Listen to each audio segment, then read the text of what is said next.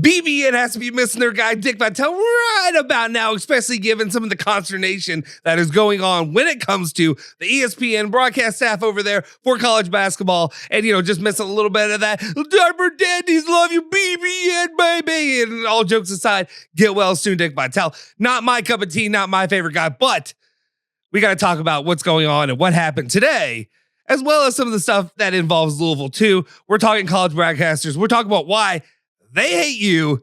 Stick with us. Let's talk like fans.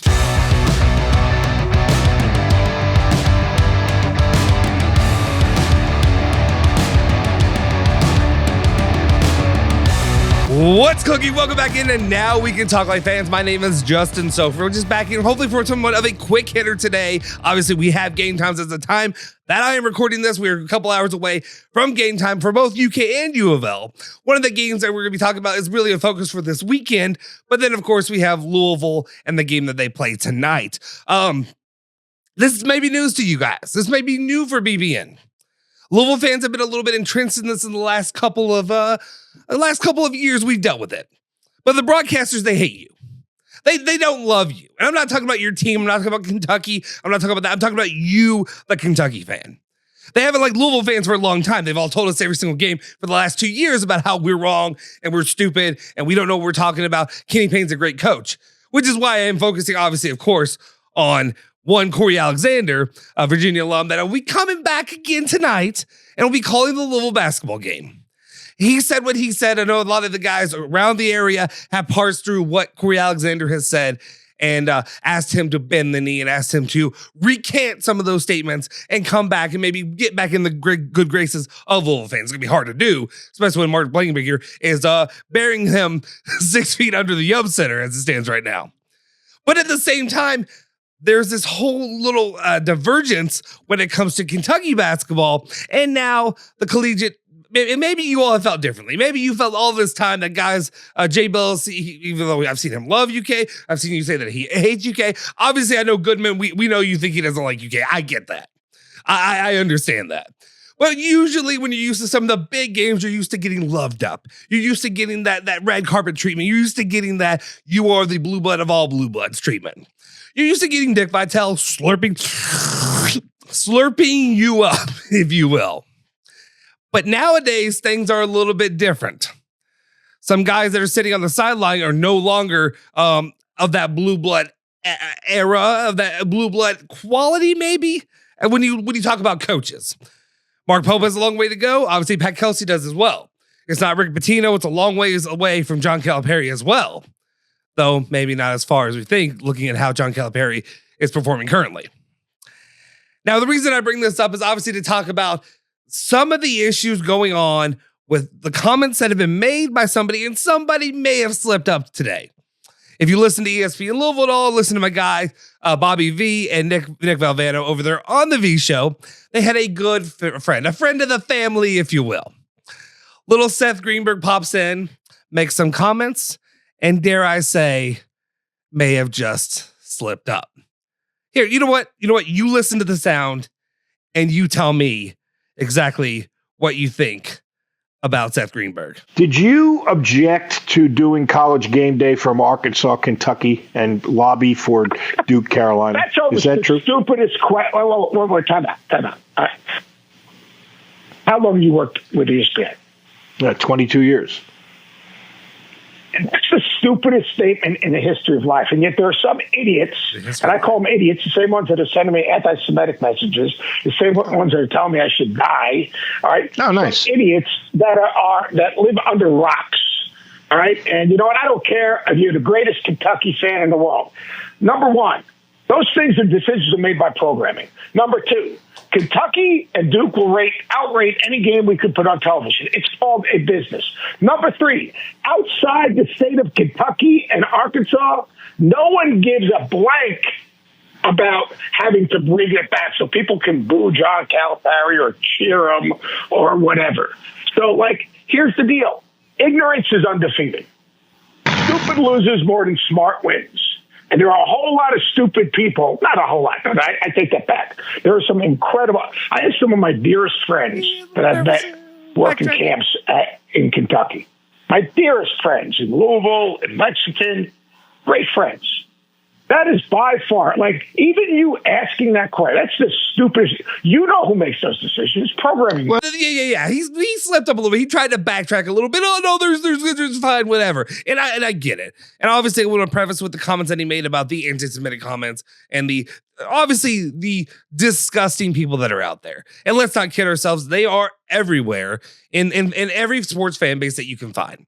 I'm not here as a Louisville fan to go jump on the bandwagon and support Kentucky fans and to defend them. But I will say that I've been very open and verbal in a lot of opinions when it comes to Louisville and Kentucky. And I've dealt with a lot of Kentucky fans in my last few years when I've had the opportunity. Actually not when I've had the opportunity, against my will. Against my will, I've dealt with many Kentucky fans. There are some terrible ones. There are terrible ones in every fan base. In a fan base the size of Kentucky, you're going to get a lot of rotten apples. But this is deeper than just a couple fans saying some terrible things. And also, I'm sorry. I'm sorry, Seth Greenberg. I didn't realize you were new to the game. I didn't realize that you were so misfortunate that you have to deal with a couple mean comments here and there.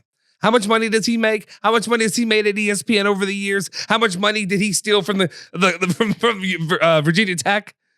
Which also, the one thing that I also do want to come back with a little bit with Seth Greenberg is the guy who has the biggest, strongest takes about college basketball, who's going to tell Kentucky fans that on the national scale, that one game that is coming up this weekend, John Calipari returning to the University of Kentucky in his first time ever.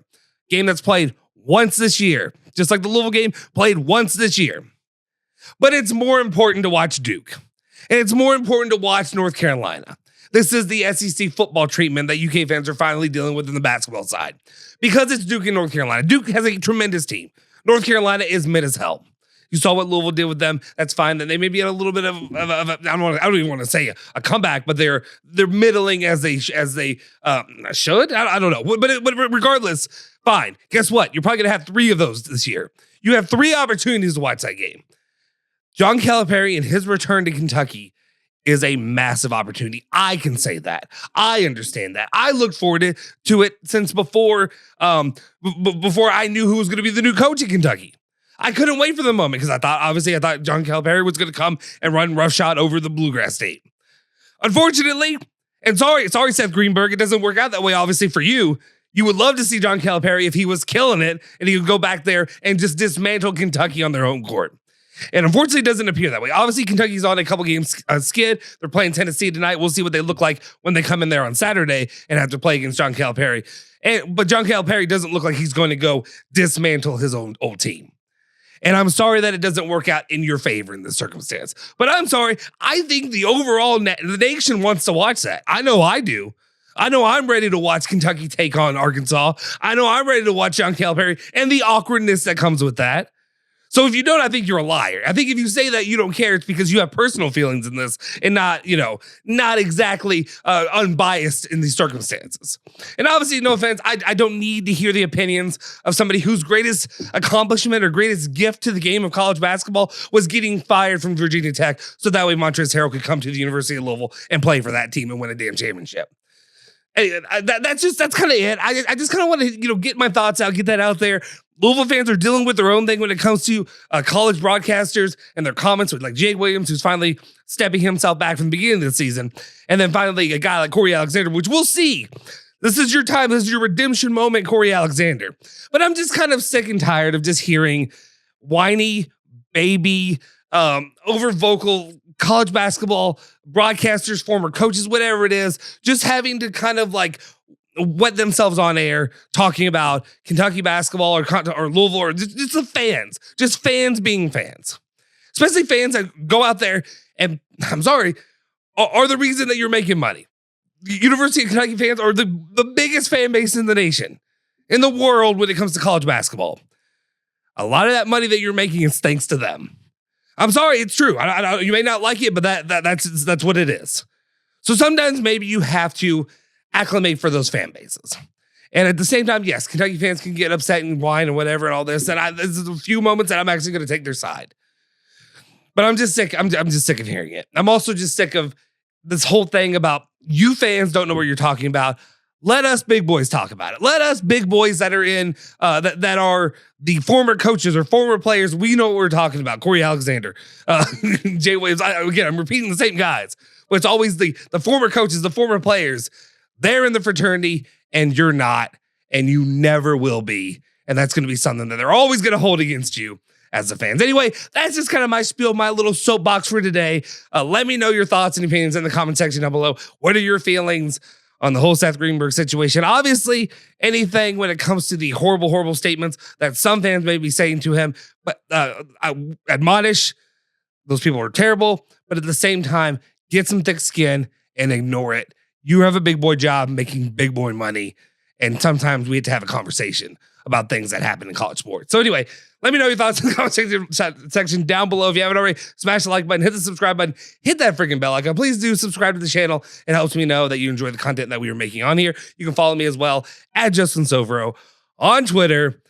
Thank you for letting me talk like a fan.